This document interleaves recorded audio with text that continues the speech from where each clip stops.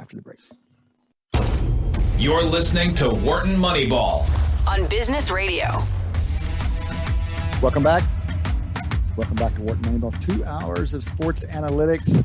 Every week we do it here on SiriusXM. We are rolling into the fourth quarter now. We're kind of doing an NFL draft special, the second half of the show, a full hour on the NFL draft. Cade Massey hosting with my longtime friends and colleagues, Eric Bradlow and Shane Jensen, in here talking. Shane and I were chatting NFL draft over a beer and pizza last night. That was good fun. We should have just busted out the tape recorder. Glorious. That was really nice. You were dropping some good takes on stuff. We're just off a conversation with Timo Riska at PFF, and I want to say, if you want to jump onto PFF, you can get a subscription from those guys, 30% off a subscription by using promo code draft30. We are big fans of PFF around here. We're going to talk to somebody who's not from PFF, though. We've got Ben Robinson in this section. Benjamin Robinson, data scientist down in DC. He's creator of Grinding the Mocks. He's taken the draft world by storm in the last couple of years with his Grinding the Mocks. People only thought they were taking advantage of mock drafts until Benjamin came along. He said, hey, I'll show you what to do. Let's bring even more in. Let's bring some data science in. Let's crowdsource this stuff. And a lot of people are using Benjamin's material. Now, Benjamin, we've talked about your stuff on the show. We haven't had you on the show. So welcome. Thank you for being here. I'm very excited to be here. I'm a long-time listener, at least a long time in the last few years. And so it's an honor to be on with you guys. Well, we're very pleased to have you. You can follow Benjamin at BNJ_Robinson on Twitter, at BNJ_Robinson, and Grinding the Mocks. You Google that. You're not going to have a hard time finding him, except you'll find a lot of other people referencing his stuff these days. How busy are you this week? How much fun are you having this week? I'm knee deep in stuff this week. This is the week when people are kind of rounding out their final mock drafts and waiting for the kind of most accurate of the historically accurate mock drafters to come out with their final drafts that kind of source and drive the final predictions that will come out later this week. So tell us a little bit about that. Well, let's talk about the enterprise in general first. And so you're aggregating mock drafts essentially. And of course, even from the time you started just a few years ago till now, there are more mock drafts to aggregate, which has to be helpful to you. So it seems to me that some people have been doing some studies recently and writing articles about it, evaluating the relation between mock drafts and the actual outcomes. What are people saying about how diagnostic these mocks are? So to be honest, I think that the public perception of mock drafts is that, people are trying to get the pick and the team and the player all matched up. And that's really hard to do. So my philosophy is I have a different kind of objective function than I think the average mock draft does. This is beautiful. This was going to be my first question, Benjamin. Keep going. Yeah. So my objective is that I want to kind of get as close as possible. And so sometimes when people look at my rankings, they don't make sense. And that's because sometimes the data is saying a bunch of different things. So we're trying to find the area in between two certainties to come up with the approximation that we think will get us closest to what might happen on draft night. And so my data does really well in terms of how I think about the draft, which is minimizing, your mean squared error, adjusting for low picks being less valuable than high picks.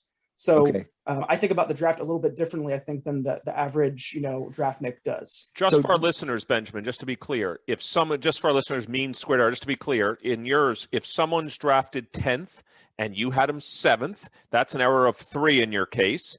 You could square that. That's 9. But of course, getting someone right at certain parts of the draft is more costly than others. So that's what you meant, just for our listeners, what Benjamin meant by a weighted mean squared error. Yeah, exactly. So, for example, in 2019, the Raiders selected Clelin Ferrell from Clemson, and he was selected at 4. And in my data, I thought he was going to be, later in the draft. But if you had your your druthers and you picked him higher, then your mean squared error would be lower, and that would help your cause in my weighting system. So one of the other weights you just mentioned is the recency or the lateness of the mock draft. So you've got kind of a decay function. People start doing mocks months ago, but you're weighing the more recent ones more in terms of trying to predict the actual event. You're weighing the more recent ones more. Is that correct? Yeah, I mean, the economist in me believes that in the marketplace, the complete information in the market is closest to when the actual event happens. So I weight those much higher than ones that happened even a week ago. So Benjamin, the big question everyone always asks when you use the wisdom of the crowds is, how much weight to put on each information source. So could you just take us through quickly how you decide how much to put on the CBS mock draft versus Mel Kiper's mock draft versus anybody's mock draft? What's the weighting function and how do you determine it? It's kind of similar to what I mentioned earlier. Like I do a mean squared error, and then I adjust for the lower picks versus the higher picks having, less or more value. And then, I basically take that distribution and normalize it. And that's how I weight different sources. So use historical data, just to be clear, use historical data on the accuracy of various drafts that different sources have, and ones that are more accurate get more weight. Maybe even, I don't know if it's 2 times, like if one's got half the mean squared error of the other. I don't know if you use literally a proportional weighting function or how you determine that, but there's something like that. Yeah, something like that. Benjamin, give us a sense of what it translates into. So what should be our expectation? What's your prediction for the average number of spots you're off for the top 32 picks in this year's draft? What's your prediction for the average number of spots off? Well, I don't care where it is across all 32, just the raw average. How close are you going to be? That's a tough question. And I think this year will be a huge test of some of the methods that I have. Ideally, you'd think that having a crowdsourced method would give you a lower kind of error than average. But this year, I think there's a lot of information that we lack. The market that of ideas is normally full with, we had a full college season. We had a combine where people were on the same playing field. We have pro days, and we're missing a lot of important information. And so information is breaking late in some cases or not breaking at all. And so we don't know as much about the players as we normally do. Still need a number from you. What's your prediction? I'm trying to get out of doing that. Let me just say, to extend to make Cade's question even more subtle, you can imagine the top not hard to make it more subtle. Well, no, I'm just saying the subtle prediction. You can imagine a different error for the top 10 versus the rest of the first round, because you could imagine if someone said an error of 4 on average in the top 10, that's not okay. But if you told me an error of 4 for the top 32, so what are your dreams when it comes to, like, if I told you got 9 out of the top 10 in relatively the right order, would you be thrilled? Would that be like, oh, that would be a dream? I don't know if I'd say that'd be a dream, but I'd be very pleased. I mean, it also depends on who's picking in the top 10. Some teams tend to go earlier or later than expected when it comes to picking players. And so this year, I think that we have a pretty solid top 10. So you're talking about something that lots of folks are talking about, which is just the uncertainty because of the pandemic. I mean, there's been less football. It's been harder to scout these guys. It's surely going to be just a noisier draft than usual. So no one's going to judge you if you end up with a worse performance, quote, performance this year than the past couple of years.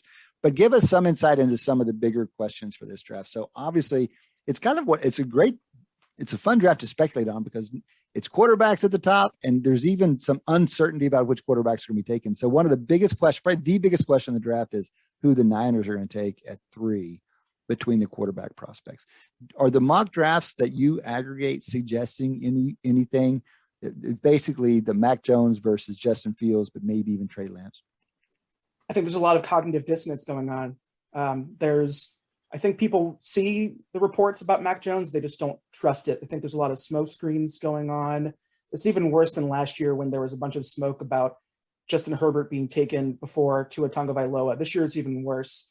So I think even though the reports haven't changed and the information is the same as it was, this year with the pro days, players' stock would go up around their pro day and then go back down. And so now you're seeing Trey Lance coming back up, Mac Jones going back down. Maybe he'll come back up again. Justin Fields seems to be going down. So it's really a roller coaster of QB emotions in this marketplace of mock draft ideas. And so I'm still waiting for something to be clear, and it's not coming yet. So the third ranked player in my data by expected draft position is Kyle Pitts from Florida. He's not getting picked third, but it speaks to kind of the variance and like the turbulence that's going on in the data right now that it hasn't really cleared out like it has in the past. Hey, that's an answer. That's an answer, Benjamin. You're saying, in fact, from what I'm saying, there isn't a clear prediction on what San Francisco is going to do, and that captures what's going on. So that's helpful. What about on the wide receiver side? It's buried deep below quarterbacks, but it's a really interesting storyline as well. Those the first couple of guys off the board, other than quarterbacks, are going to be receivers of some kind. Other than Pitts, they're going to be some wideouts probably.